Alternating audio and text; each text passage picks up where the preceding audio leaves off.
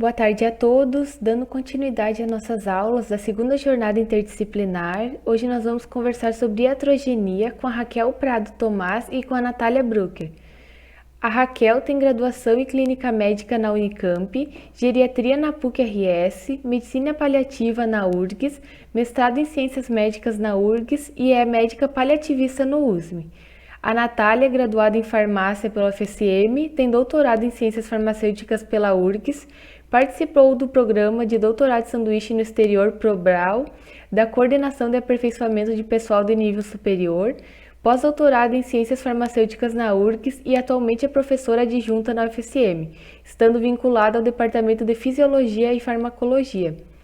Lembrando que as perguntas sobre o conteúdo podem ser enviadas no chat e nós vamos responder no final. Uma ótima aula a todos. Olá, boa noite. Queria agradecer a presença de todos e também agradecer o convite do GCIS para a gente estar aqui fazendo parte, da segunda jornada. Então, hoje eu e a doutora Natália vamos falar sobre iatrogenia. Eu espero que todos estejam aproveitando a jornada, que a gente já está aí se encaminhando para a reta final.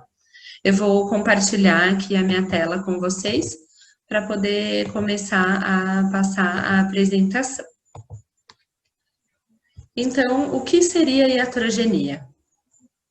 Então, vem do grego, que significa médico que produz doença.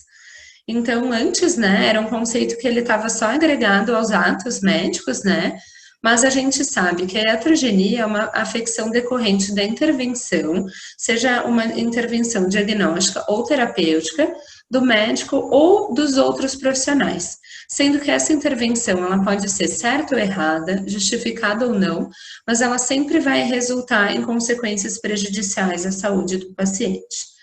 Ou seja, essa intervenção ela pode trazer um malefício psicológico ou físico ou material e pode ser causada por qualquer profissional da saúde, porque todos nós estamos envolvidos no cuidado do paciente.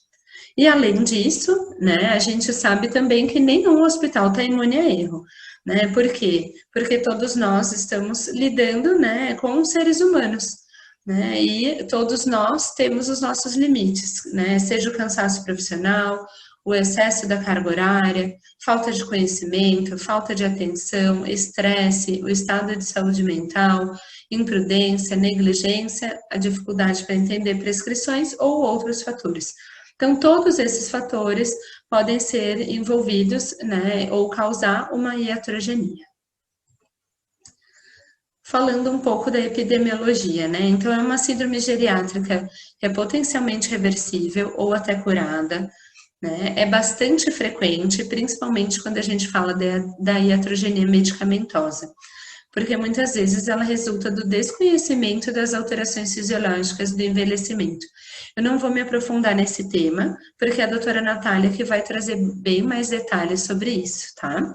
Então, trazendo aqui um pouco de outros dados, agora falando dos Estados Unidos, os idosos, eles são aproximadamente 13% da população dos Estados Unidos, mas eles consomem 1/3 de todos os medicamentos prescritos, sendo que esses idosos, eles fazem em média 6 visitas médicas ao ano, e a cada consulta são prescritos 2 novos medicamentos, ou seja, 12 medicações no ano, que para nós já seria considerado uma polifarmácia.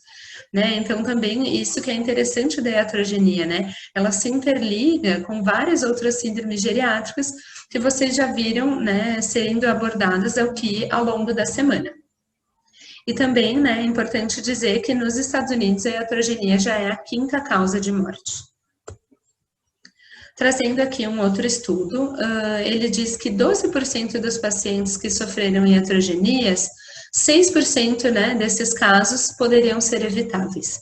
Dentre desses 12%, 12% dessas iatrogenias foram graves, ou seja, levaram a uma incapacidade permanente ou à morte do paciente.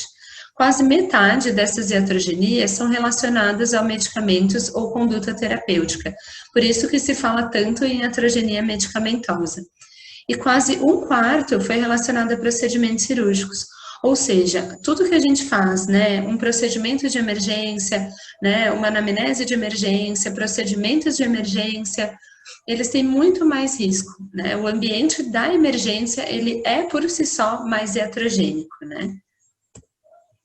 E agora vamos falar um pouco dos tipos de iatrogenia. Então, nessa aula eu quis trazer diversos tipos de iatrogenia para a gente perceber como muitas vezes coisas que a gente faz a gente esquece, né, ou não considera que são iatrogenias.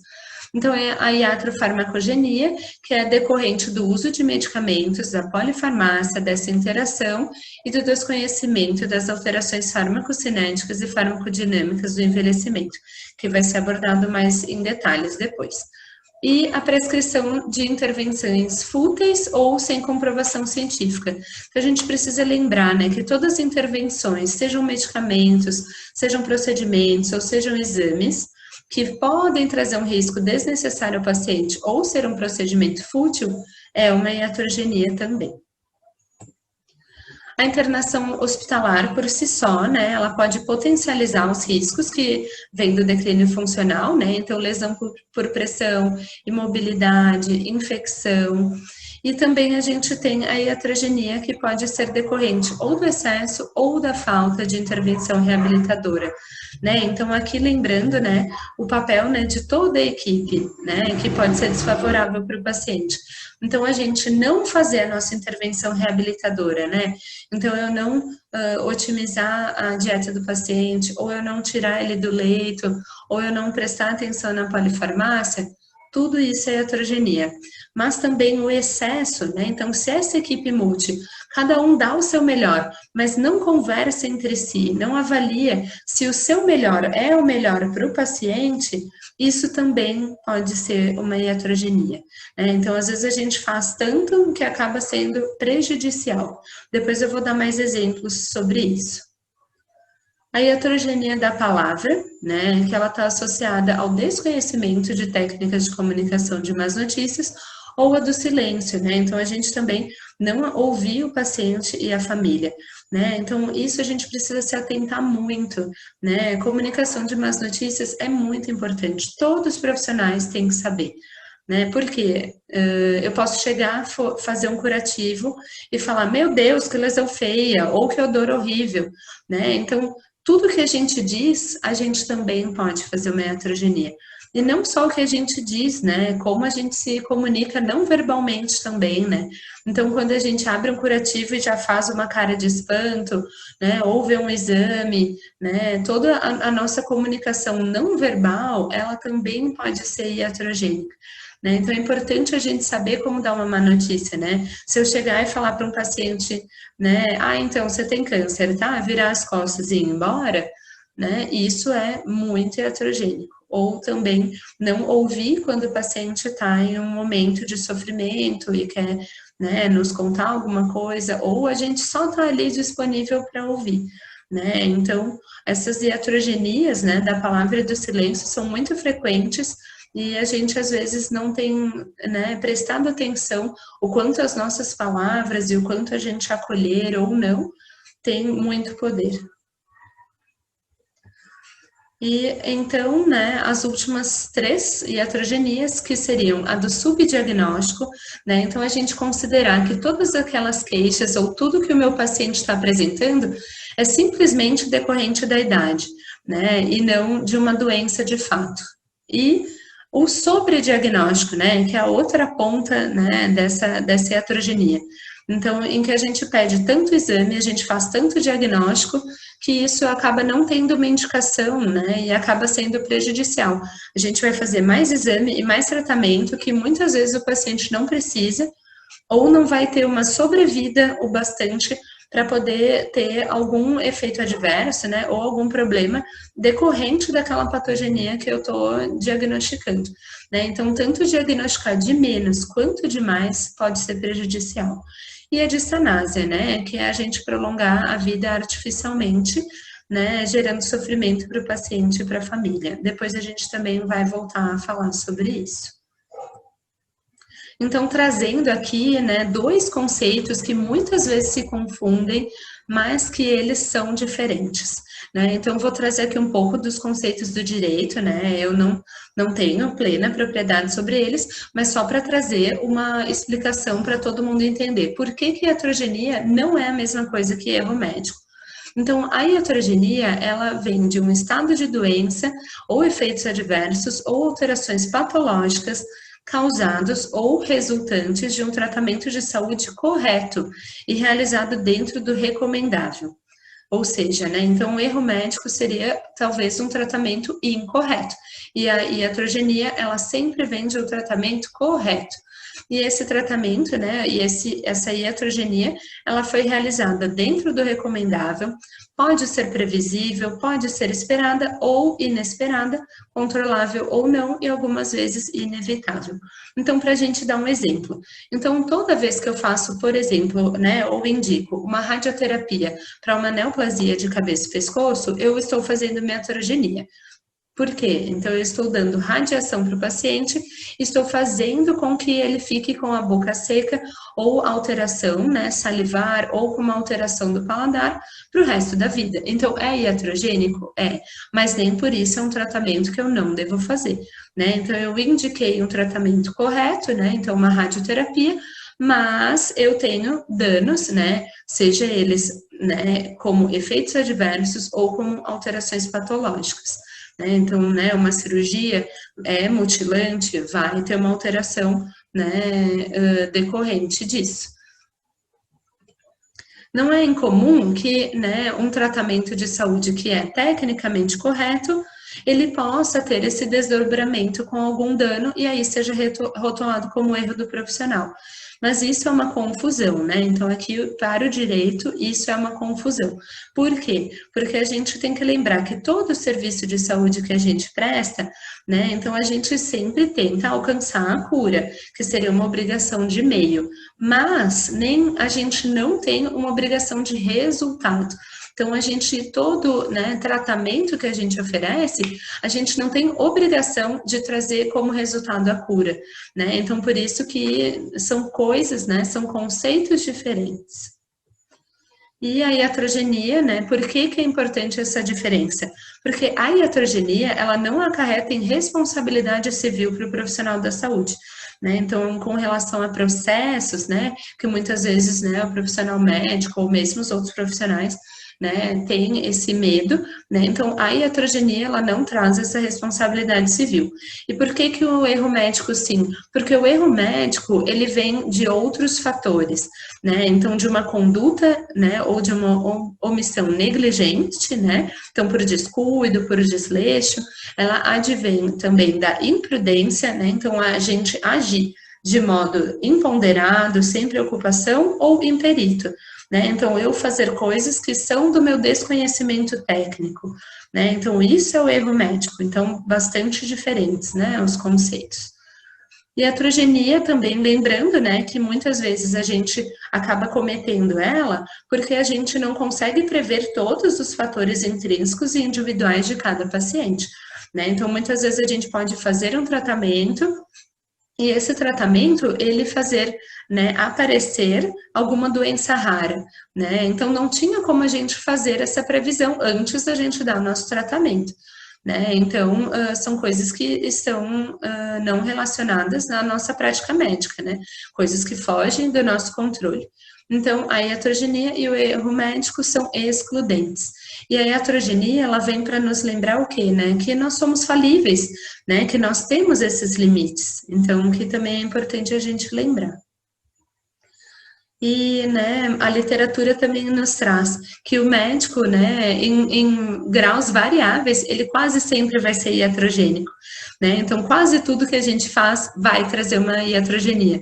Por quê, né? Porque a gente está sujeito a isso, né? Então, como a gente lida com vidas, então a gente está sujeito a isso, né? Se a gente trabalhasse num escritório, provavelmente a gente não ia ser iatrogênico, né? Ou seu trabalho, né, em alguma coisa muito mais administrativa da parte médica e não com pacientes, eu vou fazer menos heterogenia, né? Então, a gente tem essa cascata. E não só o médico, né? Os outros profissionais também. E agora só falando um pouco mais especificamente como nós podemos ser iatrogênicos. Né? Então, hoje em dia a gente vê, né, essa super especialização, né, diversas especialidades médicas, e muitas vezes a gente se esquece, né, que a gente tem que cuidar do paciente como um todo, né, lembrar que ele é um indivíduo biopsicossocial e sempre prestar atenção nisso, né, no que é importante para o paciente e não o que é importante para mim.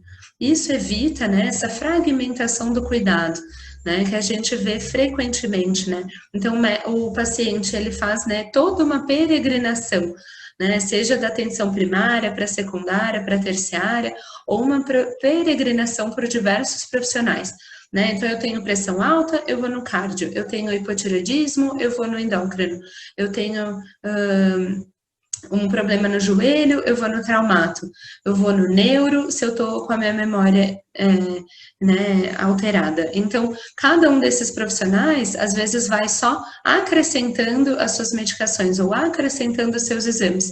E muitas vezes não presta atenção no todo, né, no que os outros profissionais fizeram e como o meu, né, trabalho pode interagir com os demais. Né, a gente também vê, né, na atenção primária, né, ou em outros locais, né, condições de trabalho ruins, né, consultas muito próximas uma das outras, né, 10, 15 minutos para atender o paciente, né, o que faz com que a gente deixe o prontuário incompleto, né, aí a alta rotação de profissionais faz com que um mês tenha um médico, no mês seguinte outro médico, que não vai entender aquele prontuário que ficou incompleto. Né? Também as situações de emergência, né, são mais iatrogênicas, né? Então, chega um paciente com rebaixamento de sensório, sem familiar acompanhando, então eu não consigo, né, nem obter informação, eu vou fazendo, né? Vou fazendo diagnóstico, vou fazendo procedimento, o quanto isso pode ser iatrogênico. Né, que eu também já falei, né, o excesso de exames e o excesso de tratamento, né, então, por exemplo, a gente fazer rastreio neoplásico para quem não tem indicação, né, o que às vezes os pacientes nos pedem, né, ai, não tem como eu fazer um exame do corpo inteiro para já ver tudo que está acontecendo, né, então isso também traz um excesso de tratamento, né, com relação aos procedimentos. Né? Então, a gente não saber se esse paciente tem uma diretiva antecipada de vontade, ou se esse paciente, né, não queria todas as nossas intervenções, todos os nossos suportes invasivos, né? Então, a gente, né, entubar alguém que não queria ser entubado, ou que não tem indicação disso, né? Então, isso também é iatrogênico. Ou às vezes eu não saber, por exemplo, né, que ao invés de eu usar uma medicação endovenosa, eu posso usar uma medicação via subcutânea, né, via hipodermóclise, e aí eu acabo fazendo um acesso central, quando muitas vezes eu poderia fazer só um acesso subcutâneo, né, e às vezes eu faço acesso central, né, causa um hematoma ou causa um pneumotórax, o quanto essa cascata, né, da iatrogenia vai aumentando. Então, aqui, né, o quanto muitas vezes, quando a gente entra nesse ciclo, né, diversas vezes. Então, eu recebo um idoso no meu consultório, eu vejo que esse idoso tem diversas comorbidades, ele vai em diversos médicos que pedem diversos exames, acrescentam diversos medicamentos e fica cada vez mais heterogêneo. Né? Além da gente sempre ter que ter cuidado, né, com esse ciclo ele também vai trazer outras consequências, né, como delírio, como as quedas e outras síndromes geriátricas que estão sendo comentadas. Agora, trazendo um pouquinho, né, de outros profissionais. A enfermagem também, né, é um profissional que tem muito contato, né, com o paciente, fica a maior parte do tempo ali com o paciente, né, internado, e também está sujeito a causar, né, iatrogenia. Quais seriam alguns exemplos disso? Então, a administração de medicamentos de forma incorreta, no horário errado ou pela via inapropriada, a oferta de medicamentos incorretos, né? Então, eu fiquei na dúvida ou não consegui interpretar aquela prescrição, né? E isso traz um erro na minha administração de medicamento. Né, as ações exercidas no setor. Então, eu trabalhar num setor muito complexo, né, em que às vezes tem pacientes bastante demandantes de cuidados, né, então diversos pacientes acamados, pacientes com muitos curativos, muitos drenos, Então, isso demanda, né, mais atenção nossa, demanda um maior número de profissionais que às vezes não é oferecido, né? Aí, se a gente tem pouco profissional, às vezes eu tenho que fazer uma extensa jornada de trabalho que acaba sobrecarregando o profissional, né? Isso traz desgaste físico, desgaste emocional, faz com que a comunicação entre a equipe não funcione de maneira adequada, né? E isso traz também a nossa mecanização do cuidar, né? Aqui eu coloquei da enfermagem, mas como todos nós temos que cuidar isso, né? Então, cuidar com a extensa jornada de trabalho, cuidar com a mecanização do cuidado, né? Isso afeta o nosso trabalho, faz com que a gente falhe, né? Falhe mais vezes, tenha mais erros, e isso também é prejudicial, né? Tanto para nós, profissionais, quanto para o paciente, né? E lembrar disso, né? Também da subnotificação, né? Em geral, a maior parte dos hospitais, quem notifica as iatrogenias, né? Medicamentosas, ou as lesões por pressão, né? Ou as quedas, são os profissionais da enfermagem. E o quanto muitas vezes isso é subnotificado, né? E nos dá a falsa impressão de que o nosso ambiente, né, hospitalar, ou o nosso ambiente de trabalho está seguro. E como a gente pode melhorar isso, né? Então, pensar nessas mudanças, né?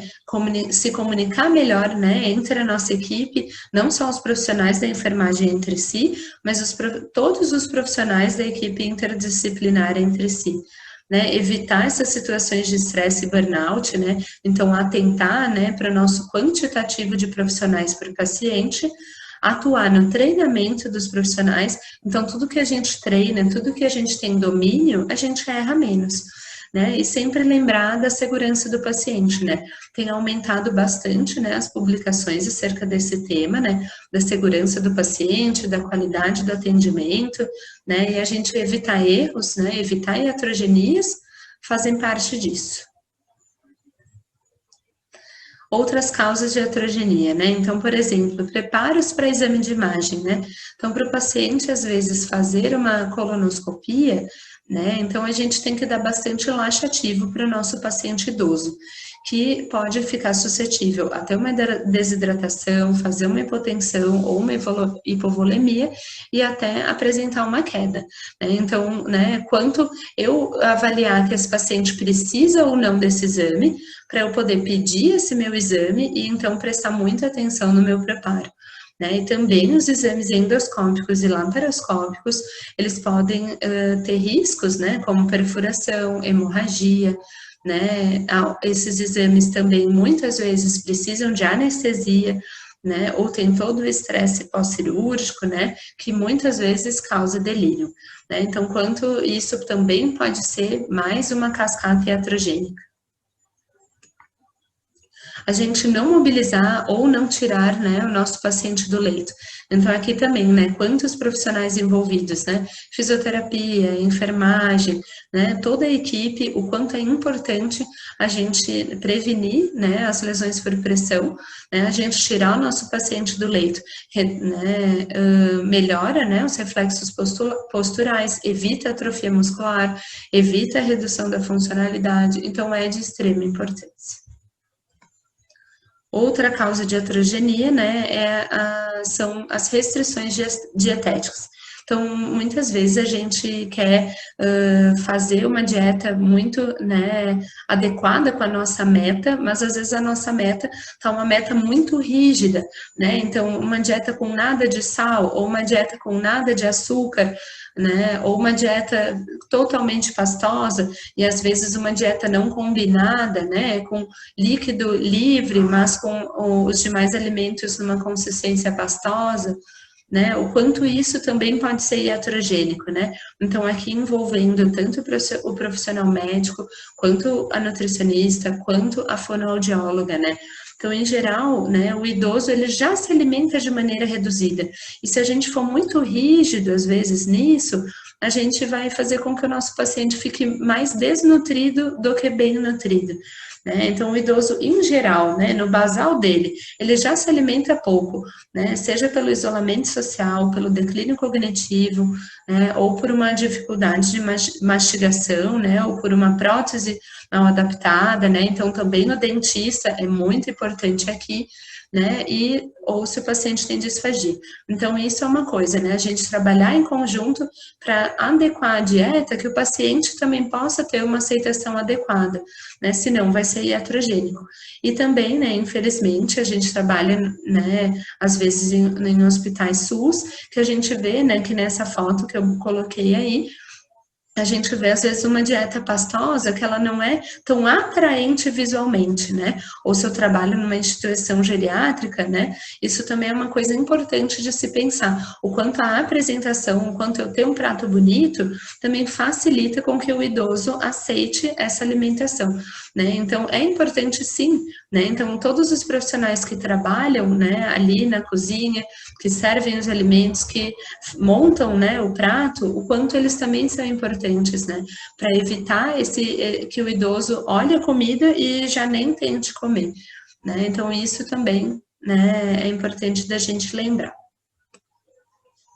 E por fim, né, aqui trazendo causas de iatrogenia, um assunto que traz bastante debate, né, eu só vou abordar aqui de modo bastante resumido, né, então para a gente sempre prestar atenção, né, nas nossas indicações de sonda e nas nossas indicações de gastrostomia, seja o profissional médico, o profissional da enfermagem, a nutrição, a fono, então a gente precisa trabalhar em conjunto para pensar muito bem nessa nossa indicação. Por quê? Porque esses dispositivos, né, eles são dispositivos de alimentação artificial, né, eles não previnem broncoaspiração, né, por quê? Porque o paciente se mantém com refluxo e a aspiração de saliva se mantém. Então, a gente não evita, né, 100% as infecções, e muitas vezes a gente coloca uma sonda, isso reduz a autonomia do idoso, reduz o conforto, reduz a interação social, né?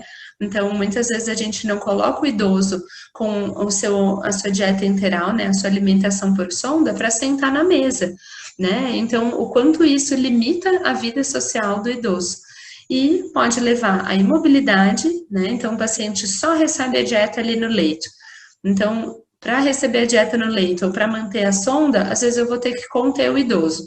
Aí eu contivo o idoso, eu aumento o risco de delírio, eu aumento o risco de lesão por pressão, eu aumento a minha iatrogenia, né? Então, quanto uma simples ação, só colocar a sonda é bem fácil, bem rápido, vou lá e já coloco, né? Pode levar a toda essa cascata, né, de delírio, de perda de autonomia, de lesão, né? E o quanto isso pode ser danoso, né, para o paciente. Agora, só retomando, então, um pouco a questão da distanásia, tá? Para retomar essa questão, eu vou precisar trazer alguns outros conceitos.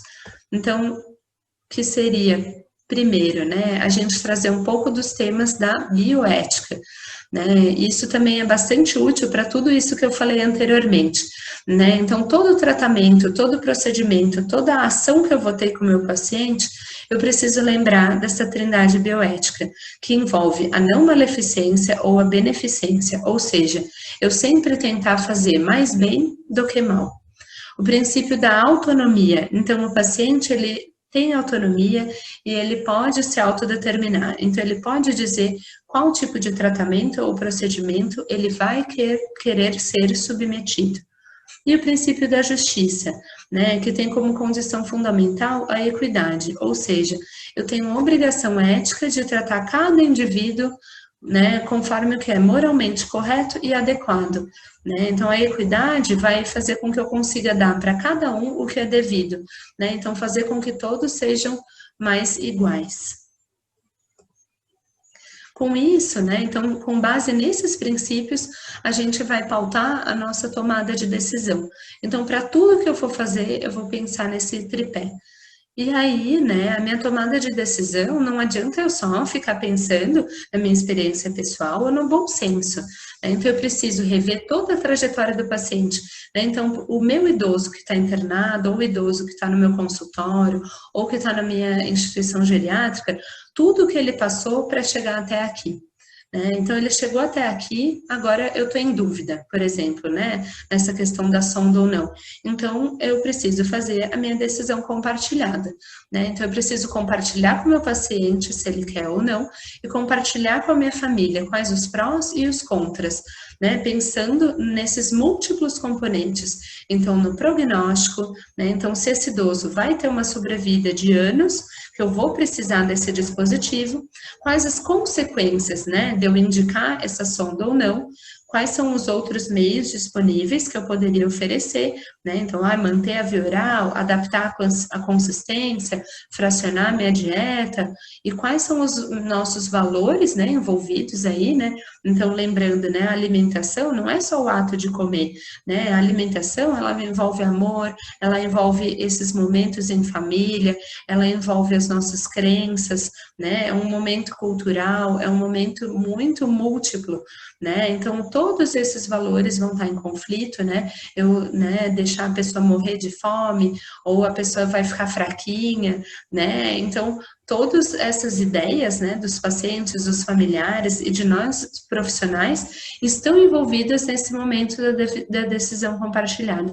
E quais são os meus deveres ou os meus objetivos, né, que eu quero atingir? E toda vez, né, que a gente vai falar de um tratamento, né, a gente também tem que pensar o que é aceitável, né, então até onde o meu paciente ou eu devo ir, o que é recomendável, então o que tem claramente uma indicação, né, pautada na literatura, o que é potencialmente inapropriado, então o que eu sei que pode fazer mais mal do que bem e o que é realmente sem benefício. Então, se eu já sei que eu tenho um tratamento sem benefício, por que eu vou propor? Né? Então, será que é adequado eu propor? Né? Então, fazer essas considerações, né? Pensar nisso antes da gente fazer um tratamento. E pensando agora no nosso paciente mesmo, né? Então, que nem ali eu dei o exemplo, então a gente sempre tem que pensar no meu prognóstico. Então, se o meu paciente vai ter 1, 2, 10 anos de vida, faz bastante diferença para os tratamentos que eu vou oferecer, né? E pensando, né, nisso, pensando em maximizar os benefícios, e muito importante, né, pensar na proporcionalidade, né? Então, se eu tenho dois idosos de 80 anos, um idoso de 80 anos funcional e um idoso de 80 anos acamado com uma demência avançada, os meus tratamentos, os meus procedimentos vão ser iguais para esses dois idosos? Com certeza não, né? Então, o meu idoso acamado vão ter alguns tratamentos que são desproporcionais, que não estão indicados para eles, enquanto para o meu idoso robusto, né, plenamente funcional, eu posso oferecer outros tipos de tratamento.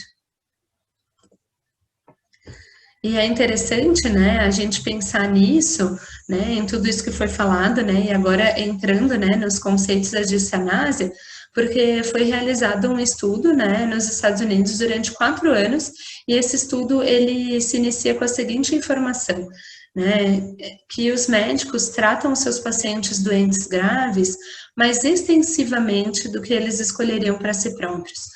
Né? Então, o quanto o bom senso e quanto a gente pensar, eu não vou fazer para o outro, né, o que eu não quero que façam por mim. E a gente faz, né? O quanto a gente faz para os outros coisas que nós não toleraríamos ou que a gente não suportaria, né, passar. Então, o quanto é importante a gente ter essa reflexão, né, para a gente não ser tão iatrogênico no nosso cotidiano. E agora, trabalhando mais especificamente os conceitos, né, para a gente chegar na nossa distanásia. Então, distanásia é diferente de eutanásia.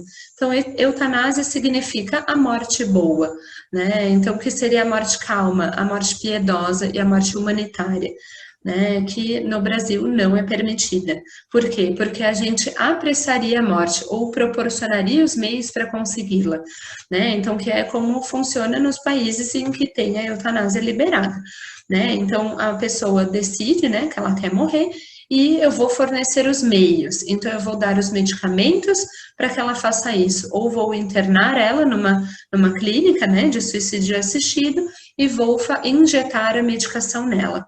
Né? Então, isso seria dar os meios para a pessoa conseguir efetivar a sua morte. Então, isso é eutanásia.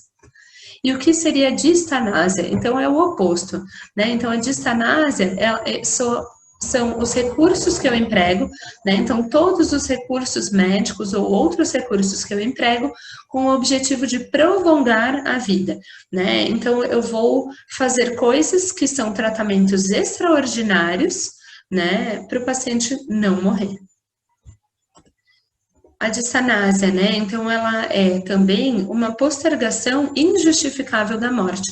Então, isso que a gente precisa pensar, né? Não há justificativa ética ou justificativa na literatura para eu fazer a obstinação terapêutica, né? Então, para eu fazer coisas que não vão ter nenhum benefício, né? Então, eu preciso pensar, né, que é importante eu ter qualidade de vida e não quantidade de vida, né? Então, prolongar dias de vida bons, né? Dias de vida em que esse paciente vai conseguir interagir com a família ou vai conseguir fazer as coisas que ele quer, né? Então, já lá em 1983, a Declaração de Veneza, ela já disse, né, que quando a gente está com um doente em situação de terminalidade, o médico deve evitar empregar qualquer meio extraordinário que não traga benefício algum para o paciente. E aí, né, para a gente não fazer a distanásia, o que a gente faz é a ortotanásia, né? Então, é um termo que define a morte natural, sem interferência da ciência, permitindo ao paciente uma morte digna, sem sofrimento e que respeite a evolução natural da doença, né? Então, se o meu paciente, ele tem uma demência avançada, está acamado, né, já não tem interação com a família, né, será que é proporcional eu levar esse paciente para UTI? Será que é proporcional eu entubar esse paciente ou eu vou estar fazendo distanase? Né? Então, a gente precisa mudar o nosso objetivo do cuidado, né? Então, pensar que o importante é dar conforto, né? E não interferir o momento da morte, né? E não só dar dias sem qualidade de vida, né? Então, para que eu vou adiar essa morte, né, de forma artificial e que vai ser indevida? Na ortotanásia, né, então também só reforçando, né, ai, mas se eu não fizer, né, então eu vou estar matando o paciente. Não, né, você não está fazendo porque não é adequado. O paciente vai falecer porque ele, infelizmente, ia falecer daquela doença. Seja aquela doença, um câncer, uma insuficiência cardíaca, uma demência, né? Então, se o médico limitou ou suspendeu o procedimento ou o tratamento, ele só vai ser considerado causador da morte se esse tratamento tivesse potencial para evitar a morte, né? Ou seja, se eu suspendo uma quimioterapia em um paciente que ele já está acamado ou com rebaixamento de sensório, eu matei esse paciente porque eu suspendi a quimio? Não, né? A quimio, ela não iria reverter esse meu quadro clínico, né? Então, esse paciente que está com rebaixamento de sensório, que está tendo delírio terminal, que não está conseguindo interagir, que não está abrindo o olho, ele não tem indicação de fazer químio, né? Então, eu tenho obrigação ética e obrigação, né, científica, né, pautada pelos guidelines todos de suspender esse tratamento, né? E por quê? Né? Isso seria a gente, né, tá suspendendo uma assistência que é inútil, né? Então, esse tipo de omissão, ele não é relevante para o direito penal, tá? Então, eu quis trazer isso aqui, né, para a gente fazer aquela ponte, né, também com o erro médico, né? Então, se eu faço uma coisa que não está indicado, isso é um erro, né? Se eu não faço porque ela não tem potencial para evitar a morte, isso é o adequado, isso é a ortotanásia. E aqui, né, só trazendo que isso está pautado, né, no nosso Código de Ética Médica, né, aqui eu trago a versão de 2019, que traz no seu capítulo 1, né, que nas situações clínicas irreversíveis e terminais, o médico evitará a realização de procedimentos diagnósticos e terapêuticos desnecessários e propiciará aos pacientes, sob sua atenção, todos os cuidados paliativos apropriados. E também aqui a resolução do CFM, tá? Acabou ficando código de ética, mas só é a resolução do CFM aqui, tá? Então, essa resolução de 2006. Na fase terminal de enfermidades graves e incuráveis, é permitido ao médico limitar ou suspender procedimentos e tratamentos que prolonguem a vida do doente. garantindo-lhes os cuidados necessários para aliviar os sintomas que levam ao sofrimento, na perspectiva de uma assistência integral em que seja, né, respeitada a vontade do paciente ou de seu representante legal. Então, né, então a gente suspender é a gente parar de fazer distanásia, é a gente parar de fazer iatrogenia. E, por fim, trazendo aqui a desprescrição, né, que também foi um tema que trouxe bastante perguntas, né, ali na primeira jornada. Então, a desprescrição é o processo de redução ou interrupção de drogas, visando minimizar a polifarmácia e melhorando os resultados para o paciente. Já tem bastante estudo, né, principalmente ensaios clínicos randomizados e estudos observacionais que trazem a evidência da eficácia da desprescrição, tá? Então, é uma coisa que é pautada na literatura. A gente não tira só o remédio porque a gente acha legal ou porque a gente quer, é porque é bem melhor para o paciente. Quais são algumas barreiras, né, que ainda existem na desprescrição? Então, a gente ainda tem muita insegurança, né, em relação a quando e como suspender. Por quê? Porque os guidelines, eles trazem quando os medicamentos estão indicados, né, mas os guidelines, em geral, eles não trazem quando está indicado suspender o medicamento. E também, né, ainda tem bastante barreira, né, assim, sobre suspender medicamentos que outros profissionais prescreveram, né, então, o quanto a comunicação, ela é relevante. O JAMA, né, ele trouxe um artigo, né, que eu coloquei na referência ali abaixo, já estava ali citado no slide anterior, e esse artigo, ele propõe um protocolo com 5 etapas para a gente fazer uma desprescrição. Então, a primeira etapa é a gente verificar todas as drogas que o paciente está tomando e qual o motivo por ele estar usando cada um desses medicamentos. Então, a gente pede para o paciente trazer todos os remédios para consulta, e para ele nos contar, né, sobre todos esses medicamentos, lembrar, né, dos medicamentos prescritos pelos vizinhos, das vitaminas, dos medicamentos naturais, né, todos eles a gente precisa saber. E se o paciente não está tomando algum dos remédios que foi prescrito, por que ele não está tomando? Então, se ele parou por conta própria, né, por causa do preço ou por causa do efeito adverso, então, tudo isso a gente precisa avaliar. O nosso segundo passo é considerar o risco geral de dano induzido por drogas nos indivíduos.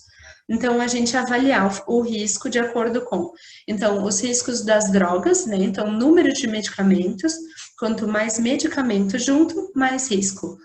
Drogas de alto risco para idoso, né? Então, a gente avaliar algumas drogas específicas que têm mais potencial ruim, né, para esses idosos, e a toxicidade atual ou passada desses medicamentos. E a gente também precisa avaliar os fatores do paciente, né? Então, idosos acima de 80 anos, pacientes com comprometimento cognitivo, pacientes com múltiplas comorbidades, que usam substâncias, né, ilícitas, usam outras drogas, pacientes que têm muitos médicos, muitos prescritores e a não adesão. Então, todos esses fatores são importantes para a gente pensar, né? Sendo que a gente vai precisar evitar esses medicamentos, mas em algumas situações o risco ele vai ser inerente, né? Então, por exemplo, antiarrítmicos. Todos os antiarrítmicos, que são drogas para evitar, né, arritmias, podem causar arritmias. Então, o efeito adverso delas é também causar arritmia. Mas, se o paciente tem uma arritmia, eu preciso dar esse remédio. Então, é um risco que está intrínseco a esse medicamento, que eu não consigo reduzir ou eliminar completamente. Avaliar cada medicamento e a sua elegibilidade para ser descontinuado. Então, avaliar se os danos ou, né, malefícios superam os riscos. Pensar sobre aquelas drogas que a gente colocou para prevenção, né? Então, será que essa droga que eu adicionei para prevenção vai ter um benefício para um paciente que eu estimo que tenha uma sobrevida de 2 meses? Provavelmente não, né? Se esse paciente tem uma sobrevida de 20 anos, tudo bem, vai ser uma boa droga preventiva. né? Mas se ele tem uma sobrevida de 2 meses, não. Então, quais medicamentos? Por exemplo, a S-simvastatina, né? Então, se eu estou pensando em um paciente com demência avançada, acamado, que eu não vou me surpreender que ele faleceria nos últimos 6 meses, será que eu tenho que manter o meu AS, a minha simvastatina? Né? Então, fazer esse raciocínio. Identificar quais desses medicamentos prescritos eu não tenho um diagnóstico confirmado. Identificar quais remédios eu prescrevi para tentar barrar ou reduzir efeitos adversos de outras drogas. Então, né, cuidar com essa cascata da terapia, né? Então, eu dou um remédio, esse remédio tem um efeito adverso, e eu dou mais um remédio para tratar o efeito adverso desse segundo medicamento. Ou seja, eu vou estar acrescentando medicamento e acrescentando mais potencial de efeito adverso. Identificar fármacos que devem ser evitados, né, em pacientes idosos, né? Então, por exemplo, evitar tratar agressivamente a hipertensão e o diabetes em pacientes frágeis, em pacientes que têm um alto risco de queda, né, que não vão se beneficiar desse tratamento agressivo. Né? Então, aquele mesmo raciocínio que eu falei de dar uma dieta agressiva, né? Então, uma dieta que seja muito restrita, muito restritiva, isso também é tratamento agressivo. E identificar os medicamentos que trazem efeitos adversos bem conhecidos, né? Como, por exemplo, antagonistas de canal de cálcio, que trazem constipação. Ainda no item 3, né? Então, alguns exemplos do que a gente pode perguntar para o paciente. Então, desde que você começou esse medicamento, você sentiu diferença, né? Você se sentiu melhor? Se o paciente respondeu não, podemos pensar em suspender. Medicamentos que a gente deu para tratar algum sintoma. Você ainda mantém tosse? Ainda mantém dispepsia? Se não, vamos tirar. Né? Se determinar as expectativas e preferências do paciente. Então, isso é muito importante, né? Então, a gente conversar com o paciente e com os familiares sobre isso. A sua qualidade de vida atual, ela é mais importante do que o prolongamento de vida, né? Do que prevenir eventos futuros mórbidos e identificar medicamentos que não vão conferir esse benefício, né? Então, que não vão trazer qualidade de vida, né? Que só vão prolongar uma vida sem qualidade a esses dias, né? Então, a gente sempre pensa nisso. E perguntar também para o paciente, né? Além dos efeitos colaterais que você tem visto, você tem outras preocupações com os seus medicamentos, né? Então, dificuldade de deglutir comprimido grande, alto risco, né? Difícil monitoramento, né? Então, pacientes que são anticoagulados, que tem que ficar, né, coletando exame, né, para a gente monitorar o nível do TP na varfarina. Então, tudo isso é importante a gente conversar com o nosso paciente. Item 4, priorizar drogas para descontinuação. Então, eu preciso decidir qual droga eu vou descontinuar primeiro. E como escolher isso? Então, pensar em 3 critérios. Quais são as drogas com mais prejuízo? Eu vou tirar primeiro.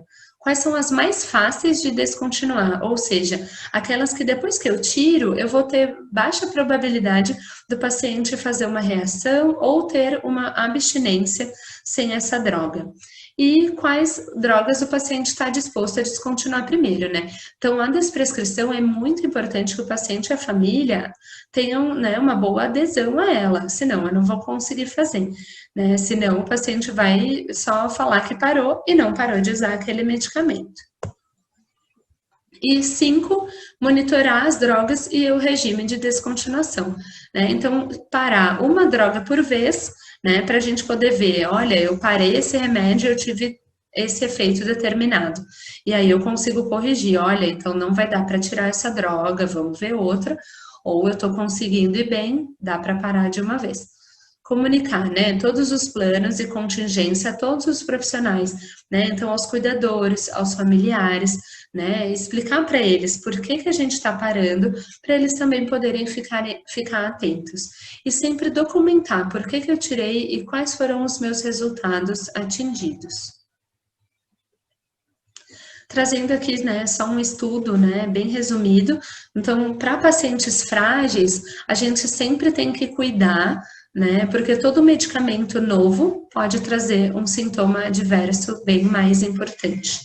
Pensar em pacientes que estão em terminalidade, né, que têm fragilidade extrema, que estão completamente dependentes e que têm demência avançada, esses pacientes, né, são os que mais se beneficiam dessa desprescrição, né, porque nessa fase, né, da vida, muitos medicamentos eles perdem seu sentido, né, perdem seu valor e não vão conseguir trazer aquele benefício que quando foi começado esse remédio poderia ter algum benefício, né? E pensar em medicamentos que vão precisar de um uso prolongado para eu ter um benefício, e às vezes o meu paciente não tem essa sobrevida, né? Então, isso eu já falei antes, mas só trazendo aqui um exemplo. Então, alendronato, né? Então, faz sentido eu dar alendronato para um paciente que teve uma fratura, ficou acamado e talvez não tenha 5 anos de sobrevida? Talvez não tenha sentido, né? Eu começar ou eu manter essa medicação, né?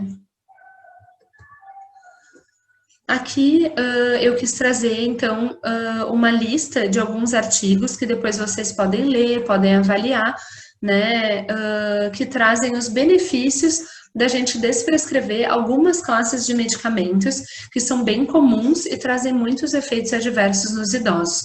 Então, antihipertensivos, antipsicóticos, benzodiazepínicos e hipoglicemiantes, tá? Também aqui eu trago algumas listas que dizem quais seriam esses medicamentos inapropriados para idosos, né? Então, os critérios de Beers, que trazem mais, né, de 100 medicamentos. Esse STOP, que é o Screening Tool for Older People, né? Então, para a gente pensar, né, fazer um screening nos nossos pacientes mais idosos e ver o que está indicado eu parar. E essa outra lista que tem 10 perguntas para eu ver se esse meu medicamento está apropriado ou não. E algumas ferramentas para a gente fazer a nossa desprescrição na prática, né? Então, os critérios de Beers, o Stop Start, né, que eu falei no slide anterior. Também tem esse desprescribing.org, é um site, né, que tem diversos guides e ferramentas para nos auxiliar. Depois eu vou mostrar alguns exemplos desse site.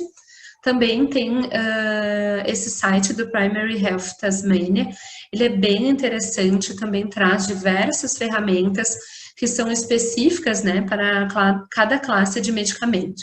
E esse site que eu coloquei aqui ao lado, RxISC, ele também tem algumas perguntas, alguns protocolos para fazer a desprescrição. E o do NHS tem também vários guidelines para nos auxiliar. Estou aqui trazendo alguns exemplos, tá? Então, do prescribing, né? O algoritmo de desprescrição de hipoglicemiante. Então, só destacando aqui alguns itens, né? Não vou trazer o algoritmo todo. Então, o que é importante? A gente definir metas individualizadas, né? De glicemia e de hemoglobina glicada. Então, num paciente que tem mais de 10 anos de expectativa de vida, é adequado eu perseguir, né, uma glicada menor que 7. Então, nesses pacientes, talvez não desprescrever. Em pacientes, né, acamados, frágeis, com múltiplas comorbidades, eu posso afrouxar essa minha meta. Então, eu ter uma glicada menor que 8,5, né, já está adequado, né? E no final de vida, uma glicemia menor que 270 também já está adequada. Então, aí eu posso ou tirar medicamento ou reduzir dose dos medicamentos. Esse algoritmo, né, ele também traz aqui, né, algumas dicas de como eu engajar, né, os pacientes e os cuidadores nessa minha desprescrição, né, como lidar com a hipoglicemia, né, algumas recomendações do desmame dos medicamentos e também traz medicamentos que afetam o controle da glicemia, né. Então, não são só os hipoglicemiantes via oral, né, medicamentos como as quinolonas, como beta-bloqueadores, como antipsicóticos, eles também interferem no meu controle da glicemia. Aqui um outro exemplo, né? Então, os inibidores de bomba de próton, né? Aquele famoso omeprazol que o idoso usa porque ele usa muito medicamento, né? Não, também é uma medicação que pode ser suspensa. né? Então, aqui, bem na direita, tem as indicações para se manter o uso desse medicamento. Então, pacientes que têm esofagite grave ou que têm hemorragia, né, documentada de fato. Nos outros medicamentos, nos outros pacientes, perdão, eu posso considerar reduzir a dose ou parar, né, o uso desses medicamentos, ou manter um uso só sob demanda, né, que em geral é o mais adequado. Então, o paciente teve algum sintoma, usa o seu inibidor de bomba. O sintoma parou, depois de 4, 12 semanas, para de usar o medicamento. Né, aqui também traz, né, os exemplos dos inibidores, né, e quais seriam as nossas maneiras de ir desmamando, né, ou de desprescrever eles. E lembrando isso também, né, que os inibidores de bomba, eles têm efeitos adversos, não são medicamentos que não trazem nenhum risco, né, então tem risco maior de fratura, risco de deficiência, né, de B12, porque ele dificulta a absorção, maior risco de infecção por Clostridium, né, então são bem interessantes, né, esses algoritmos. E, por fim, o algoritmo de desprescrição de benzodiazepínico, né? Medicações que têm muitos riscos para os idosos e que, em geral, a gente sempre tenta tirar. Então, são medicamentos que são bem difíceis da gente fazer o desmame, né? Então, aqui ele traz esse exemplo de reduzir a dose 25% a cada 2 semanas, né? Então, bastante lento, e quando a gente estiver mais próximo da retirada, a gente reduzir menos ainda, ou fazer dias sem o medicamento, né? Então, começar a tomar em dias alternados, ou tomar só 2 vezes na semana, né? Então, são algumas estratégias que podem facilitar esse nosso desmame.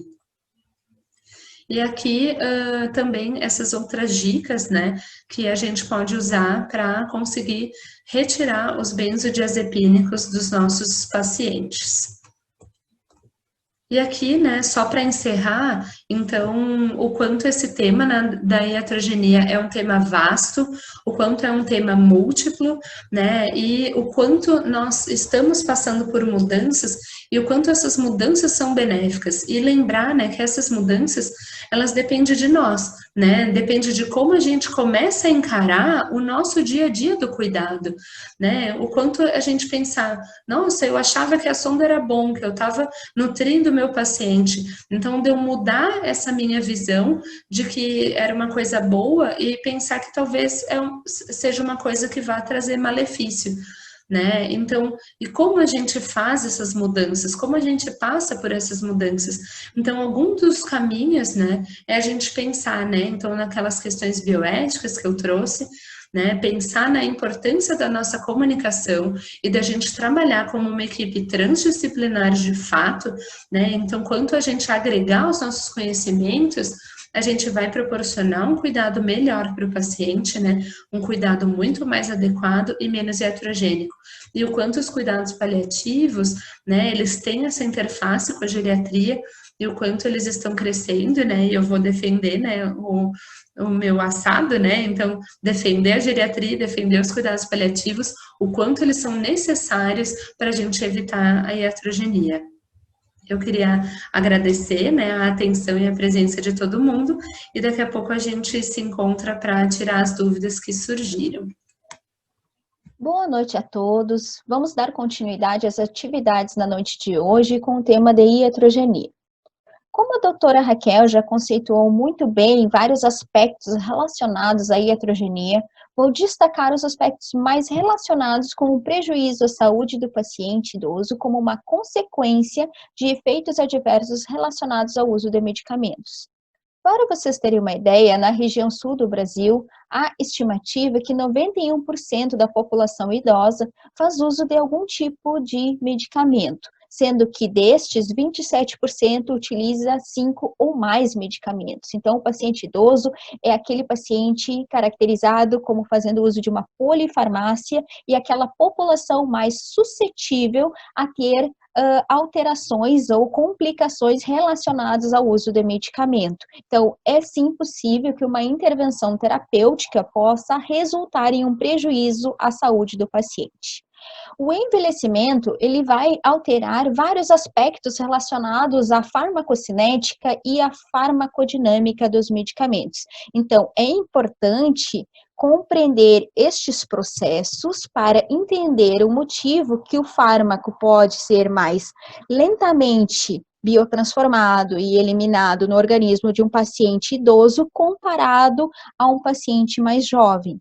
Assim, muitas vezes é necessário no paciente idoso realizar o ajuste da dose, né, do fármaco, a posologia, ajustar a via de administração, a forma farmacêutica utilizada e tudo mais. Uma vez que quando se prescreve uma terapia medicamentosa, o foco é a obtenção de uma máxima eficácia e um menor risco à saúde do paciente, né? Então, a condição de cada paciente deve ser considerado. Por exemplo, como é o comportamento da nutrição, da hidratação desse paciente, se ele possui uma alteração na função hepática ou na função renal, dentre outros comprometimentos, uma vez que essas condições, associadas aos processos de envelhecimento, alteram aspectos relacionados à farmacocinética, isto é, absorção, distribuição, metabolização e excreção dos fármacos.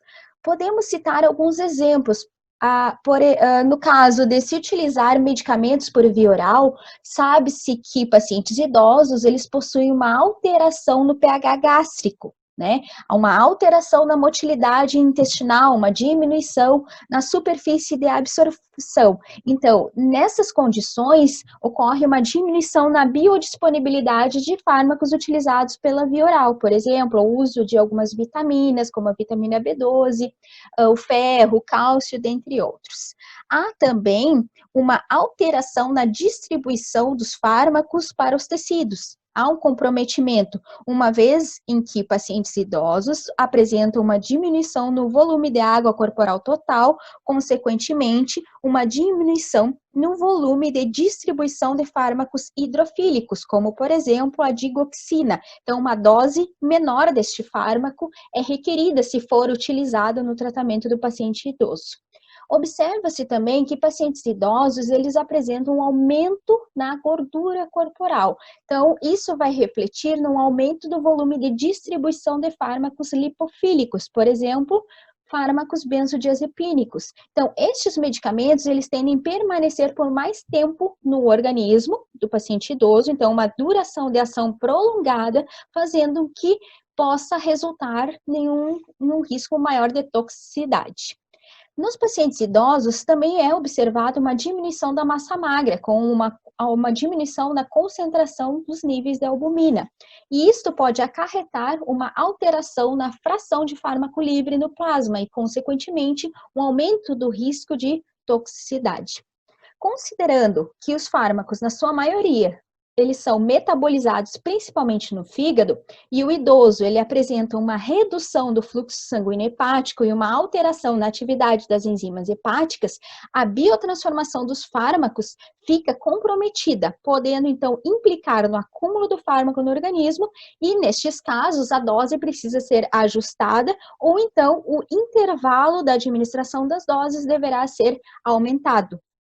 Também é importante destacar que há uma comprometimento também na eliminação dos fármacos no organismo. Então, pacientes idosos, eles apresentam uma função renal reduzida, uma menor taxa de filtração glomerular.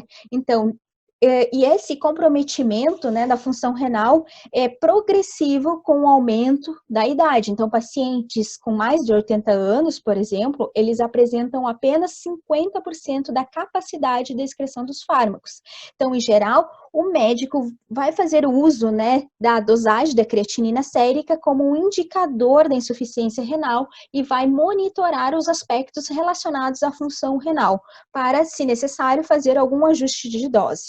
O médico também ele pode, né, utilizar de diversas fórmulas e normogramas para estimar a função renal em relação à idade e ajustar melhor a dose que o paciente pode receber, né, em segurança destes fármacos. Lembrando que pacientes hipertensos, diabéticos ou pacientes que apresentam infecção renal recorrente, estes também apresentam uma função renal mais comprometida. Há também alguns relatos sobre alterações farmacodinâmicas em pacientes idosos. Por exemplo, né, há modificações na quantidade de receptores, de neurotransmissores, né, tem um comprometimento do metabolismo. Como é o caso que a gente cita bastante, né, que fármacos que possam desencadear efeitos a nível do sistema nervoso central, alterando, então, a memória ou levando a alterações cognitivas no paciente idoso. Por que isso pode acontecer? Em pacientes idosos, há um aumento da permeabilidade da barreira hematocefálica devido a uma redução da atividade da glicoproteína P, fazendo com que esses pacientes eles sejam mais suscetíveis a efeitos adversos, no caso de uso, né, de fármacos. Há também relatos que receptores beta-adrenérgicos, eles são menos responsíveis a fármacos agonistas ou antagonistas dos receptores beta-adrenérgicos.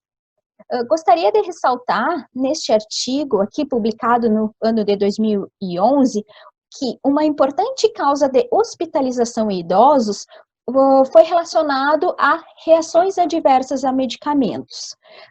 Mostrou, né, nesse levantamento de dados observados no período de 2007 a 2009, que 5.077 casos de internações estavam relacionados a reações adversas aos medicamentos, sendo que 50% destes casos eram pacientes com mais de 80 anos, levando em consideração, então, que 40% desses pacientes utilizavam de 5 até 9 medicamentos e 18% utilizavam mais de 10 medicamentos. E dentre esses medicamentos estavam relacionados hipoglicemiante, anticoagulantes, entre outros, normalmente prescrito para pacientes idosos.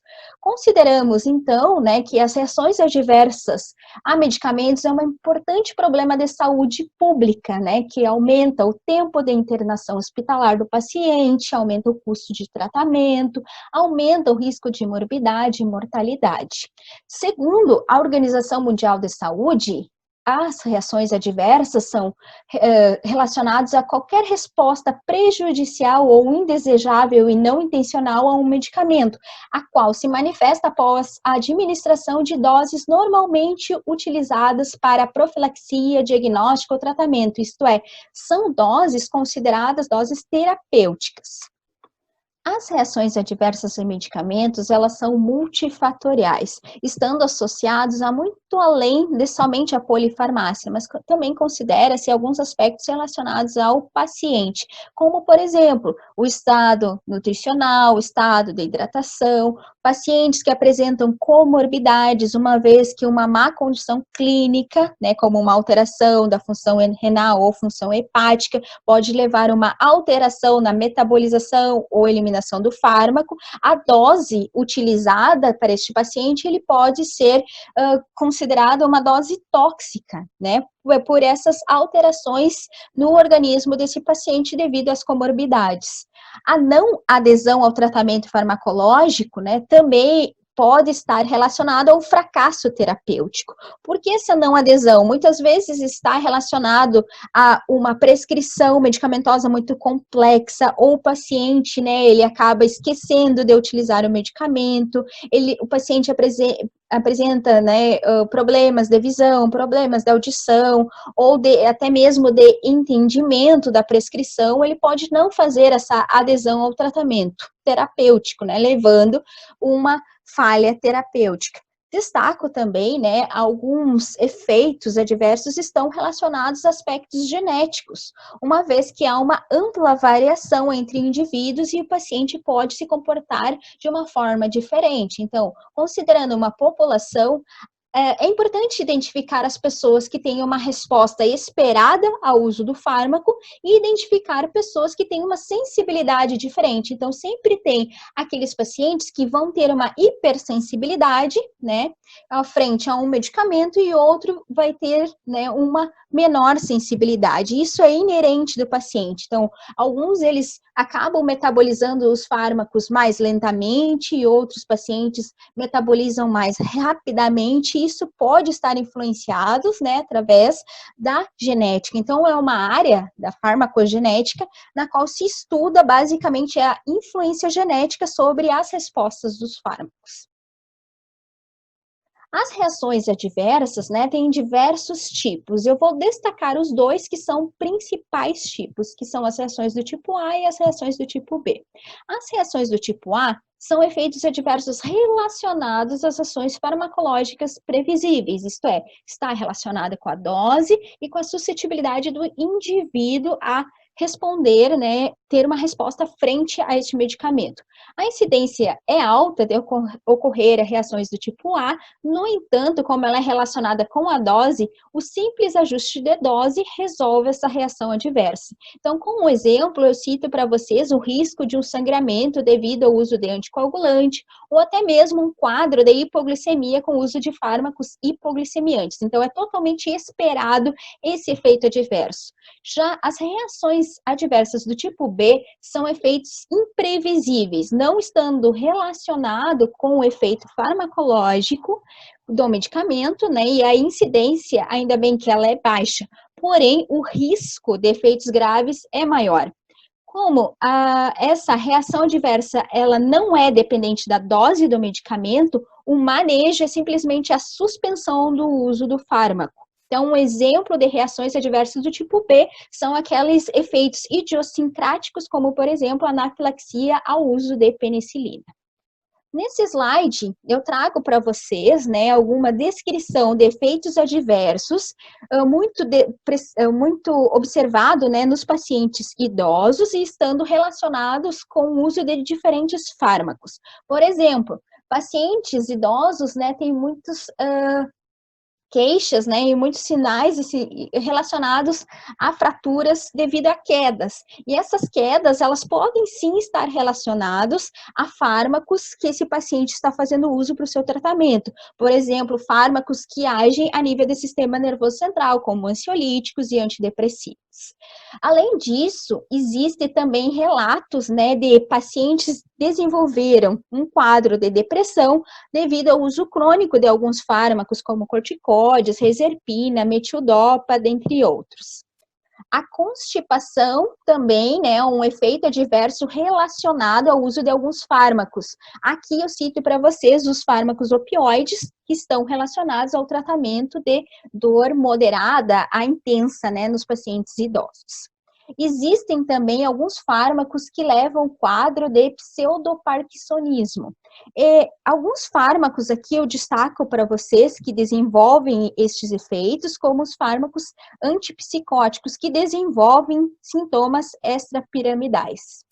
Pacientes que utilizam diuréticos, como os diuréticos de alça, furosemida, eles podem apresentar um quadro, né, de desequilíbrio e hidroeletrolítico, tá? Além, claro, né, de pacientes que apresentam comprometimento de memória devido ao uso, né, de benzodiazepínicos, anticolinérgicos e anticonvulsivantes. Então, nós temos vários exemplos de alguns efeitos adversos muito diagnosticados nos pacientes que, sim, podem estar relacionados ao uso de alguns fármacos.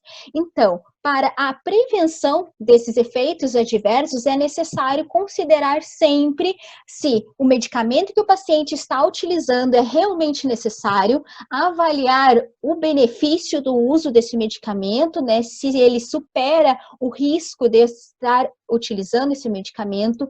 Na consulta, o médico, ele precisa avaliar todos os medicamentos que o paciente faz uso, seja aqueles medicamentos que foram prescritos pelo médico ou, né, por familiares, também os medicamentos que ele acaba utilizando por conta própria, vitaminas, suplementos, fitoterápicos, então todos eles têm que serem avaliados. Por quê? Porque eles podem ter uma interação medicamentosa, um pode interagir com o outro, antagonizar ou até mesmo ter um efeito sinérgico quando combinado. Portanto, interações medicamentosas também são fatores relacionados a efeitos adversos a medicamentos. Considerar sempre que o sinal e o sintoma que o paciente está apresentando como um diagnóstico diferencial de qualquer outro sintoma da patologia. Então, pode ser que aquela queixa que o paciente está apresentando seja devido a um efeito adverso de um medicamento que ele está utilizando. Por quê? Porque reconhecer uma reação adversa ao medicamento é extremamente difícil, porque em geral os quadros são inespecíficos, então o paciente se queixar, né, de uma confusão mental, anorexia, uma queda, enfim, algum quadro depressivo, é muito difícil, né, diferenciar, bom, isto é efeito adverso ao medicamento ou isso é uma nova patologia. Então, por que a gente precisa fazer essa identificação? Para simplesmente evitar o acontecimento, né, da cascata iatrogênica, que é prescrever um medicamento para tratar um sintoma, né, relacionado a um efeito adverso. Então, é importante sempre considerar que esse sinal e sintoma esteja relacionado ao efeito adverso da terapêutica utilizada, né? Então, o fato de utilizar o medicamento de uma forma sintomática pode levar ao desenvolvimento dessa cascata iatrogênica. Lembrando, né, que muitas vezes as queixas dos pacientes idosos são múltiplas, né, e vagas, e é difícil fazer essa separação. Eu trouxe para vocês aqui um exemplo bastante clássico, né, que eu até achei interessante. Por exemplo, um paciente com osteoartrite, ele vai utilizar para o seu tratamento um anti-inflamatório, muitas vezes o uso de uma forma crônica. E esse uso crônico do anti-inflamatório, ele pode desencadear, como um efeito adverso, um quadro clínico de hipertensão, que deverá ser tratado, né, com algum fármaco antihipertensivo, como o caso de uso de um bloqueador do canal de cálcio. Esse uso do bloqueador do canal de cálcio pode levar, como efeito adverso, o desenvolvimento de edema de membros inferiores. E isso vai estar relacionado, né, e é necessário fazer um tratamento com um diurético de alça, que pode desencadear no paciente idoso um quadro de incontinência urinária, que deverá ser tratado com um fármaco anticolinérgico, que vai ter como um desfecho o aparecimento de uma alteração cognitiva neste paciente idoso. Então, é importante destacarmos, né, que essa cascata iatrogênica, ela pode ser muito prejudicial para a saúde do paciente. Muitos efeitos adversos, eles podem ser resultados de interações medicamentosas, do tipo interações farmacocinéticas ou interações farmacodinâmicas. Então, para isso, é necessária uma revisão da prescrição. Pode ser utilizadas algumas ferramentas para fazer essa análise da farmacoterapêutica. Por exemplo, alguns sites que eu trouxe aqui para mostrar para vocês que podem ser utilizados para fazer essa avaliação das interações medicamentosas dos pacientes.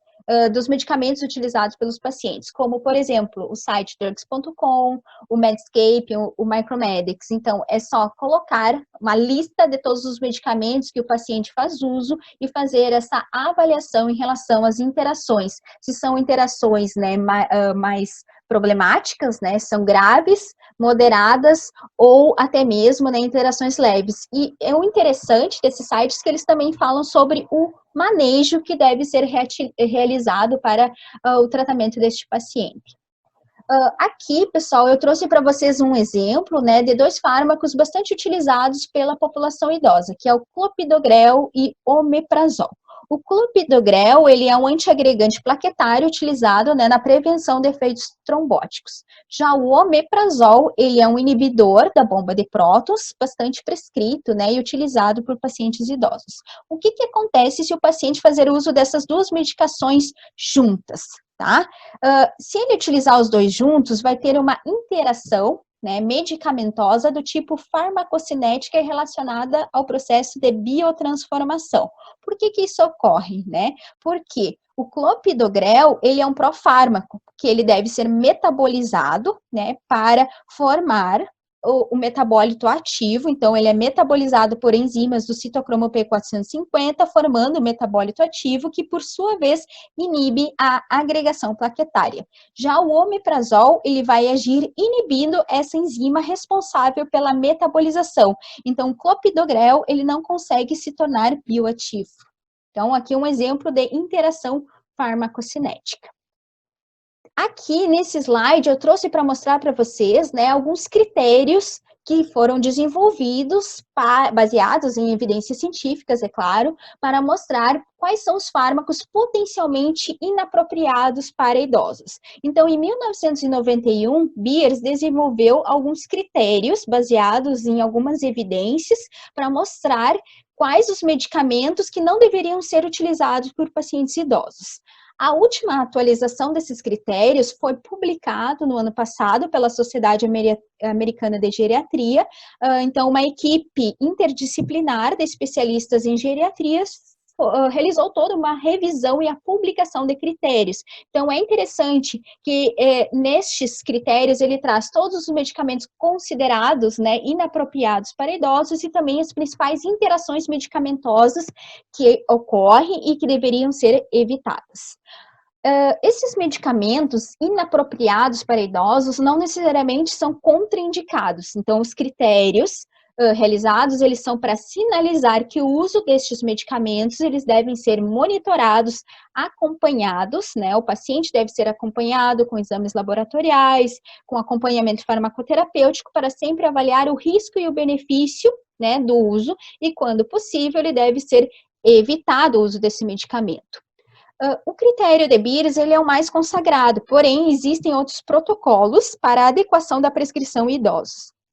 Trouxe aqui para mostrar para vocês, né, o protocolo também do Start-Stop.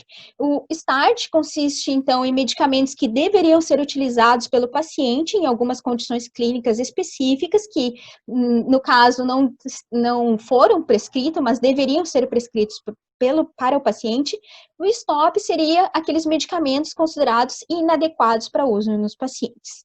Então, nos próximos slides, vamos conversar um pouquinho sobre quais os fármacos potencialmente inapropriados para idosos e o porquê que eles são considerados inapropriados. Começando, então, pelos fármacos com ação no sistema nervoso central, como, por exemplo, ansiolíticos, antidepressivos, antipsicóticos.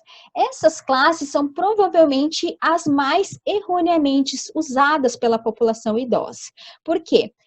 Estes fármacos, eles apresentam um alto índice de reações adversas, como, por exemplo, sedação, declínio cognitivo e demência. Então, o paciente, ele deveria ser avaliado sobre a real necessidade de uso, então, de um benzodiazepínico ou um antidepressivo, isto é, o médico avalia esse paciente em relação aos sinais e sintomas que ele apresenta, faz intervenções não farmacológicas, como modificações ambientais, comportamentais, psicológicas, terapia, enfim, né, e verifica se realmente é necessário a prescrição desses medicamentos. Tá? Exemplos, então, de fármacos sedativos e hipnóticos que são prescritos e causam alguns efeitos adversos considerados, né, graves para os pacientes. No caso, né, da prescrição de benzodiazepínicos e compostos Z, né, os Zolpidem, por exemplo, também são fármacos que agem, né, nos receptores benzodiazepínicos. O paciente já tem vários relatos, né? O paciente idoso, ele fica mais suscetível a ter um risco, né, de queda, fratura de quadril como consequência, pode levar ao desenvolvimento de delírio e risco, né, de comprometimento cognitivo. Além, claro, né, que se o paciente interrompe abruptamente o uso destes fármacos, ele pode desencadear um efeito rebote, que seria insônia, como por exemplo. Então, sabe-se que a desprescrição desses fármacos devem ser acompanhados pelo médico, porque a interrupção abrupta, né, ele tem vários efeitos adversos. Então, o paciente ele tem que gradativamente interromper o tratamento com benzodiazepínicos e compostos Z. Então, tem que ser acompanhado.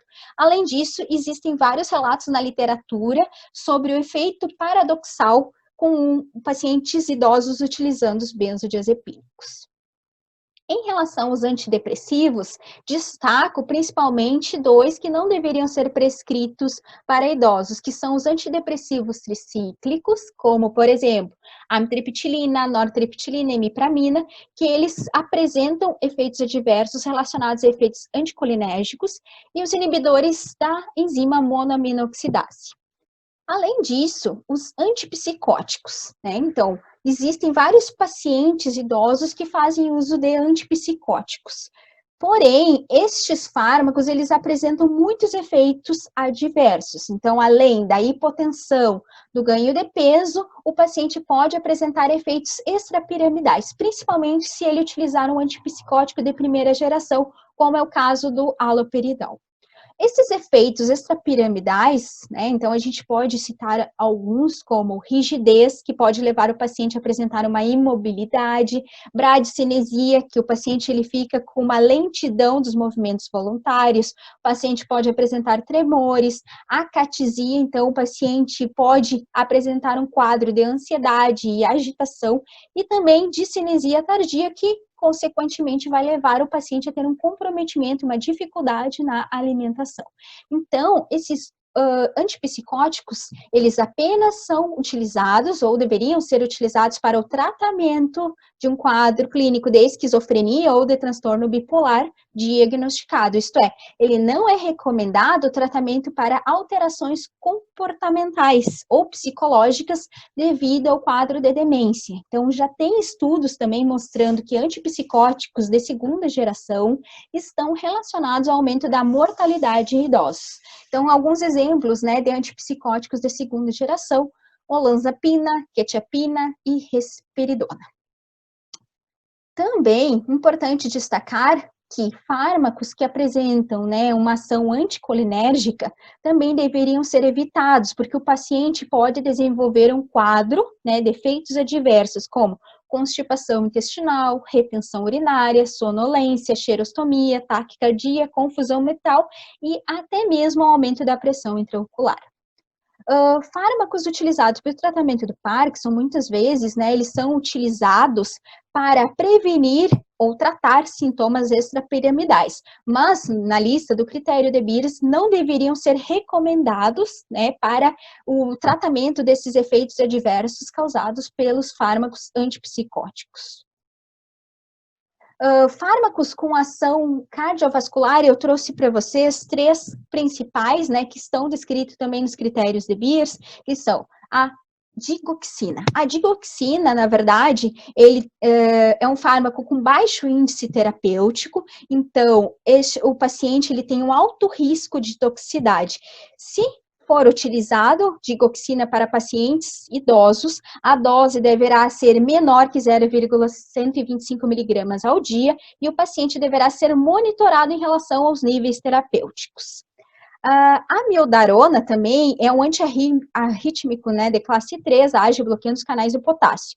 E a amiodarona também não deveria ser prescrita para pacientes idosos. Por quê? Porque está relacionado a vários distúrbios pulmonares, entre outros efeitos adversos.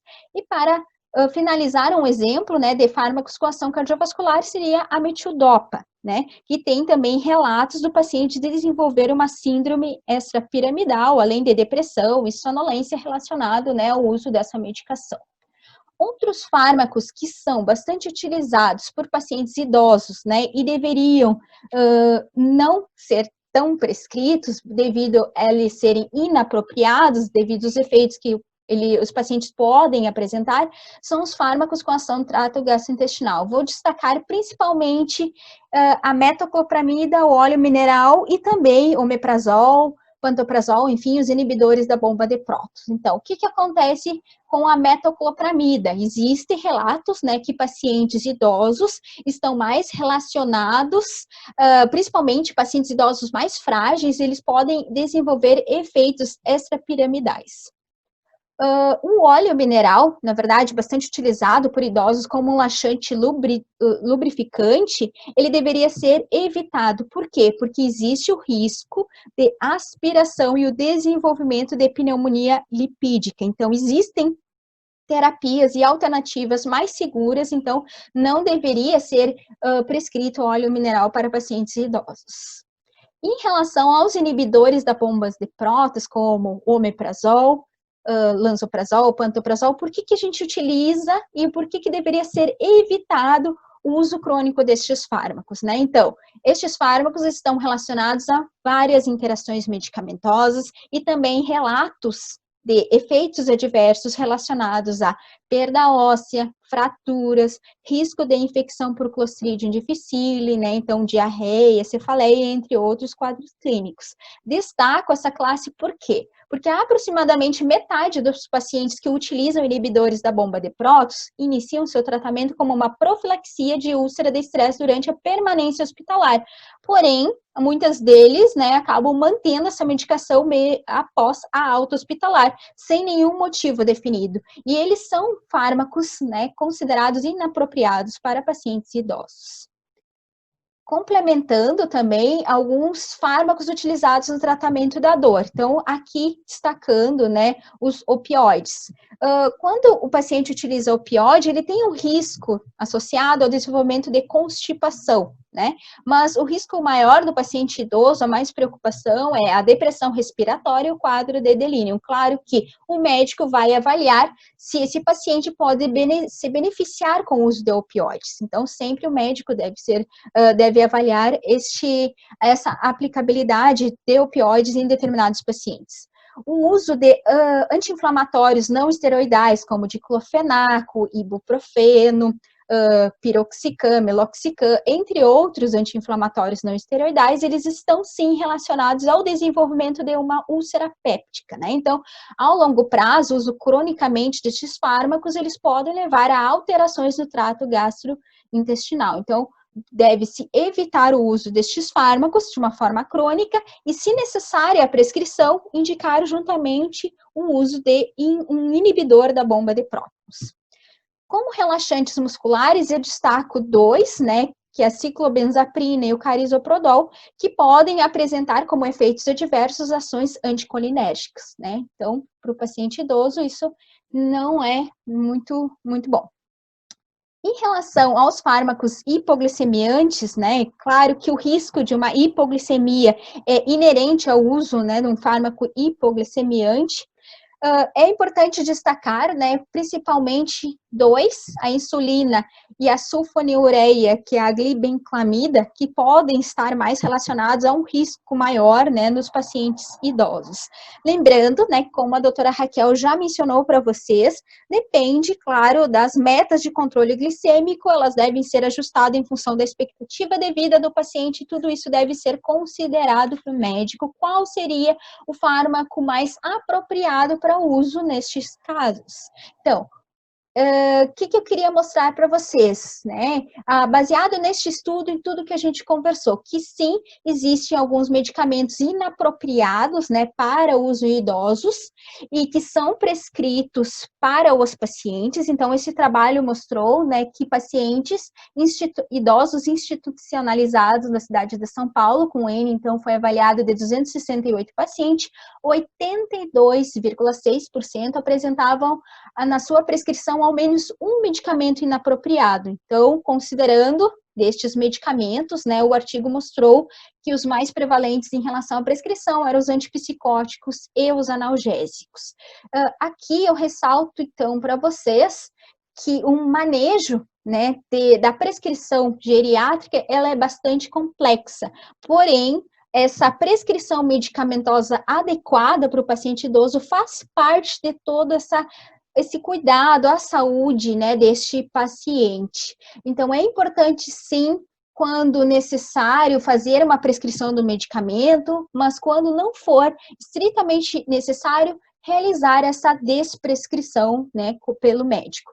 conhecer toda a farmacologia dos medicamentos prescritos, considerar as alterações fisiológicas do envelhecimento, sempre que possível evitar as interações medicamentosas, principalmente aquelas consideradas graves, primar, né, para prescrições mais simples, evitar prescrições muito complexas que fazem com que o paciente não tenha uma boa adesão ao tratamento terapêutico, sempre utilizar doses menores do fármaco e, se necessário, né, fazer um aumento gradual da dose para este paciente e monitorar o paciente, isto é, verificar os sinais e sintomas que ele está apresentando, se isso está relacionado ou não a uma reação adversa ao medicamento, se o medicamento prescrito ele está sendo efetivo, seguro, está melhorando a saúde do paciente ou se ele está causando algum prejuízo. E se estiver causando algum prejuízo, ajustar essa terapia conforme a necessidade.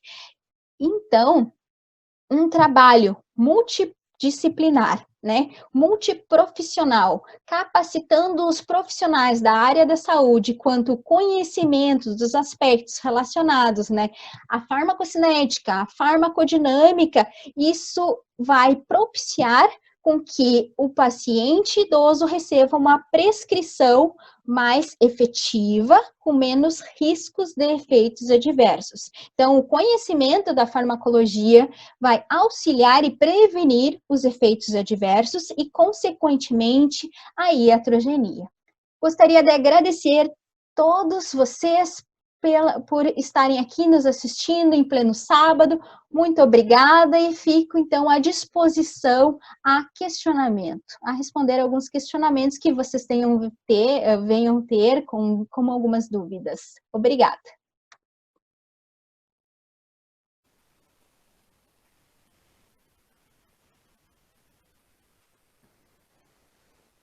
Oi, boa noite. Vocês estão conseguindo me ouvir bem?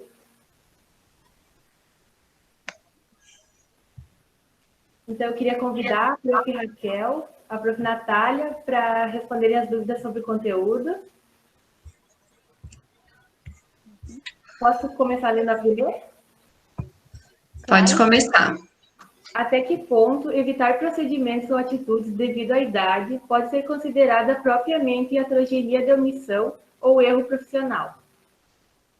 Bom, essa pergunta, na verdade, a gente nunca deve usar só a idade como critério, na verdade, né? Que isso a gente viu bastante agora, né, na pandemia, que a idade era um critério, só a idade para decidir se vai entubar ou não, por exemplo, né? E isso não é adequado eticamente, né? Acaba não caindo nisso de iatrogenia de omissão, porque acaba caindo numa questão mais ética de você simplesmente decidir o seu tratamento com base na idade, né? Então, a gente usa, além da idade, sempre a funcionalidade e o prognóstico, né? Para a gente tomar esse tipo de decisão terapêutica, né? Então, para a gente escolher nossos medicamentos ou nossos procedimentos, a gente pensa sempre nisso, então, na funcionalidade e no prognóstico. Obrigada. Eu vou ler a próxima. Normalmente, o que se vê no dia a dia são diversos especialistas tratando a doença e não o paciente. A sobreposição de medicamentos pode gerar problemas, assim como uma cascata de efeito colateral e tratamento deste efeito. Na prática, o geriatra costuma fazer um balanço de todos esses medicamentos, mas em casos onde é inacessível, acaba sobrando para o médico do posto de saúde. Muitas vezes, na realidade da pessoa que perguntou, mais jovens e inexperientes, tendo dificuldade em contestar especialistas e passar essa confiança ao paciente. Em sua visão, como podemos melhorar essa interlocução profissional-paciente? Essa pergunta, infelizmente, a gente vê que é uma das dificuldades do SUS, né? Teoricamente, a referência e contra-referência, ela existe para isso, né? Mas a gente sabe que não é efetivo, né? Não é tão efetivo quanto a gente gostaria, talvez, né?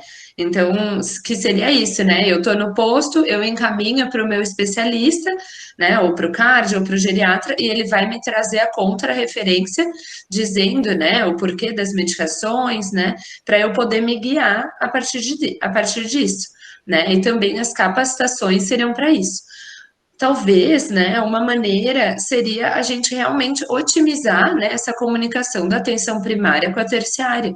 Em lugares em que tem hospital-escola, que às vezes a unidade básica conta com profissionais do hospital-escola, isso às vezes é mais fácil, né? Em Porto Alegre tem né, uma realidade assim, né, em que o posto próximo ao Hospital de Clínicas, por exemplo, né, a UBS ali. Então, a equipe tem uma interface bem mais próxima, né? Aqui em Santa Maria, a gente não vê tanto essa realidade, né? Que talvez a gente devesse mesmo otimizar essa comunicação, né?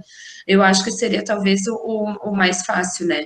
Ou se fosse um round, às vezes, com especialistas, se conseguisse viabilizar isso, né? Que o médico da atenção primária escolhesse, às vezes, alguns pacientes e daí conseguisse discutir com o especialista. Ia ser bem bom, né? Mas é uma coisa difícil da gente atingir, né? Obrigada, prof. Nesse tempo de Covid, a iatrogenia pode ser maior? Tem dados e pesquisas relacionados? Essa pergunta eu até aproveitei esse tempo, né, para dar uma pesquisada. Ainda não tem artigos com relação à iatrogenia no sentido de mostrar os efeitos adversos dos tratamentos, né, ou comparar os tratamentos e ver os efeitos adversos. Não tem. Então, eu coloquei no PubMed, né, digitei iatrogenia e COVID, apareceram só 2 artigos, tá? Um de pediatras, um artigo mais assim de opinião, trazendo os pediatras comparando e dizendo, né, que se eles seguissem tudo que foi feito nos adultos e essa questão dos tratamentos off-labels, que isso poderia ser iatrogênico, né, para as crianças, e um estudo feito por dermatos, trazendo a iatrogenia das lesões de pele dos profissionais de saúde, né? Então, o quanto o álcool gel, lavar as mãos diversas vezes e o uso da máscara, né? Fazendo lesão por pressão, o quanto isso é iatrogênico, né? Apesar de necessário, é iatrogênico. Então, a iatrogenia é difícil por isso, né? Não tem como a gente recomendar não usar máscara, mas vai ser iatrogênico, né? Então, mas tem bem pouco estudo. Quem sabe a gente vai ver ainda esse número de estudos aumentar, né? Prof. Natália, está mutado o seu som. Sim, pronto. Eu também dei uma olhadinha sobre o tema, realmente é algo muito novo, né? Muita coisa precisa de mais evidência científica. Eu vou colocar aqui um site um site para pesquisar sobre interações medicamentosas em relação aos medicamentos que têm sido prescritos, né, para o tratamento da Covid-19 e as medicações básicas que o paciente acaba, né, utilizando para doenças crônicas. Deixei aqui para quem quiser e tiver interesse em consultar depois. É bem bom, bem legal. Obrigada. Em casos em que são adotadas medidas de conforto para um paciente grave sem condições de melhora, exemplo, câncer terminal, o uso de sedação para alívio pode ser considerado na ortotanásia também? Sim, a gente acaba usando, né? É todo um capítulo, toda uma aula só de sedação paliativa, né? Então, o resumo, né? Se a gente vê que os sintomas não estão controlados com as medicações que a gente está usando de forma intermitente, às vezes a gente precisa usar a sedação paliativa para controle de sintomas, sim. Então, é usado. Obrigada. Quando o paciente idoso em condição grave, internado em unidade de terapia intensiva, encontra-se vivendo de forma artificial, ventilação mecânica invasiva, via traqueostomia, diálise, comatose, e mesmo diante de prognóstico ruim, a família insiste em mantê-lo vivo e seguir investindo em tratamentos exaustivos. Como o profissional da saúde deve agir para evitar iatrogenia? Então, aí é o que a gente sempre diz, né? É você ter a tua equipe multi, né, atuando de forma conjunta para que todos mostrem e evidenciem isso para a família e a gente usar de técnicas de comunicação adequadas, né?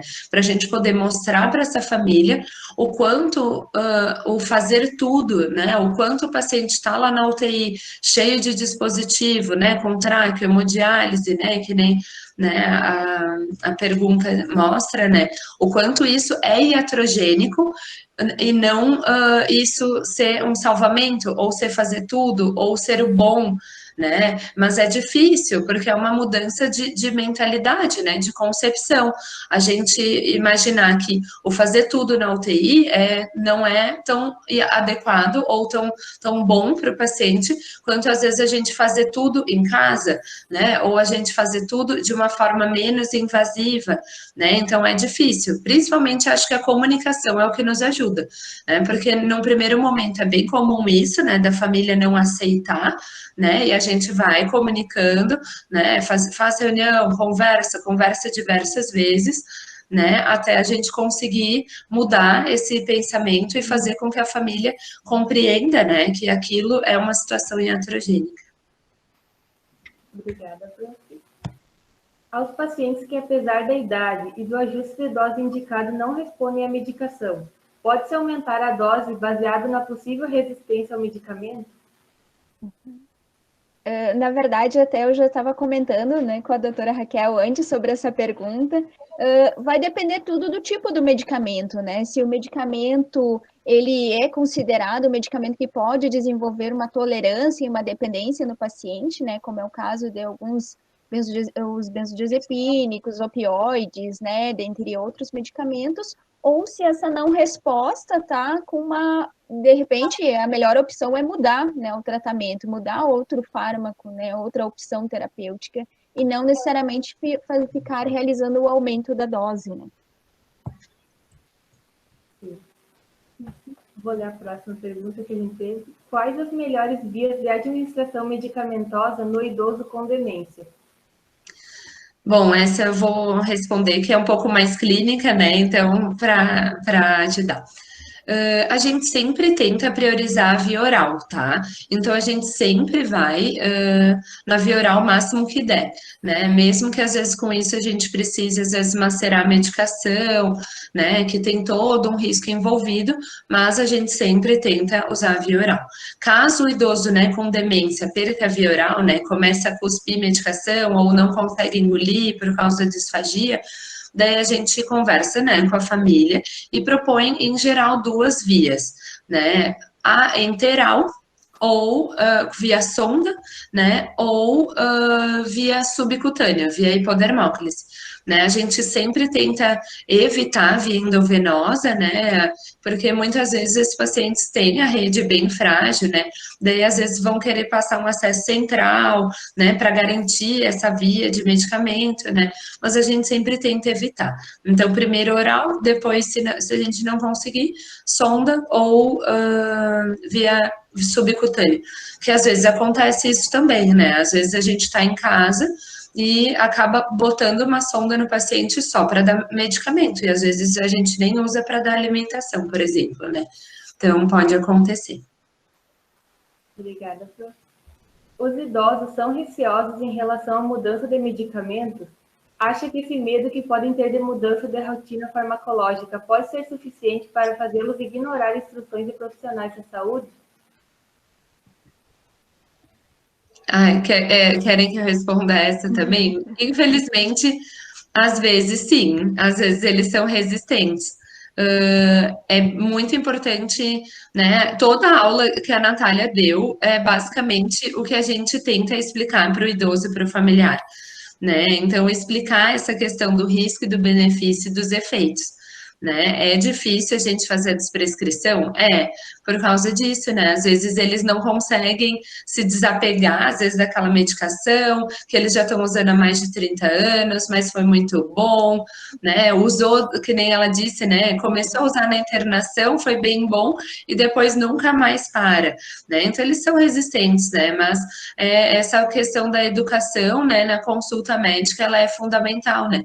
Então, a gente explicar o porquê, né? O porquê que a gente está dando remédio, o que que a gente quer com o remédio, ou o que que a gente quer com a retirada da medicação. E muitas vezes, dependendo do paciente, eles já associam determinada hora do dia com aquela medicação, né? Então, tirar essa rotina que ele já se estipulou é muito complicado, né? Então, bastante conversa, né? Bastante outras opções Claro, tudo vai depender do se o paciente ele tem, né, um certo entendimento, né? Tudo pode ficar mais complicado ainda se ele já não é mais colaborativo. Obrigada. Pacientes idosos em quadros paliativos que utilizam opioides para controle da dor podem ter risco aumentado de demência, déficit de memória e dificuldades na comunicação? Teve um estudo que ele trouxe, né, essa questão dos opioides fortes, né, principalmente, poderem aumentar, né, os sintomas ali decorrentes da demência. A gente acaba sempre pesando o risco e o benefício mesmo, né? A gente sabe que a dor, ela é muito negligenciada, que a gente medica pouco, né? Que a gente diz, é demenciado, então, acho que não é dor, né? Às vezes a gente minimiza, né? Então, sempre fazer essa balança, né, do risco e do benefício. Claro, né, por exemplo, numa fase mais avançada da demência, você acaba não tendo tanto os riscos dos opioides, por exemplo, né? Se o idoso já está acamado, demência avançada, em geral, nessa situação que a dor vai ser mais intensa e vai te exigir quase, né, o uso do opioide forte, vale a pena você usar o opioide e não se preocupar com essas questões, porque o paciente já não vai conseguir se comunicar, né? Já tem um déficit de memória tão intenso, né, por ele estar acamado, né? Na demência leve, né, em que o paciente, não, vai ter aí ainda uma sobrevida de 10 anos, aí a gente sim tenta poupar o opioide, principalmente considerando os efeitos adversos também da medicação, né, que nem a Natália trouxe na aula dela. Né? São efeitos adversos que às vezes a constipação vai te trazer mais incômodo ou mais uma cascata terapêutica do que te trazer um benefício, né? E aí é bem importante, né, na demência leve, as medidas não farmacológicas. Né? Então é bem importante lembrar disso também, né? Da atuação multi e das medidas não farmacológicas nos pacientes com demência, né? A físio, fono, terapia ocupacional, todos esses profissionais vão ajudar bastante na gente poupar o opioide, né? Obrigada, prof. A gente recebeu uma última pergunta, que é: existem grupos Balim de Santa Maria? O que vocês acham dessa abordagem numa visão mais humanizada do paciente? Pois é, eu conheço bem pouco, eu sei que os psiquiatras adotam mais, né, essa questão dos grupos Balint, mas eu não conheço, eu estou há pouco tempo aqui, eu não saberia indicar algum grupo, né, mas a gente sempre tenta fazer uma visão, né, e um atendimento mais humanizado possível, né, então tudo que for agregar nesse sentido, eu acho válido, né. Certo. Eu acho que as perguntas foram essas. Se a gente receber mais perguntas pelo Instagram, a gente passa para as profs. E eu queria agradecer pela aula, eu acredito que ela foi muito esclarecedora para todo mundo. Agradecer a disponibilidade de vocês, a presença hoje. Eu que agradeço o convite, muito obrigada, foi muito bom, né, participar aqui desse evento, né, um sucesso, apesar de ser sábado à noite, né, várias pessoas conectadas e acompanhando a aula, né, foi muito bom, obrigada pela atenção de todos. Obrigada a todos, né, pela presença, pelo convite, e bem isso, né, conseguimos garantir um público aí mesmo no sábado à noite, e amanhã tem mais, né. Obrigada. Boa noite, muito obrigada.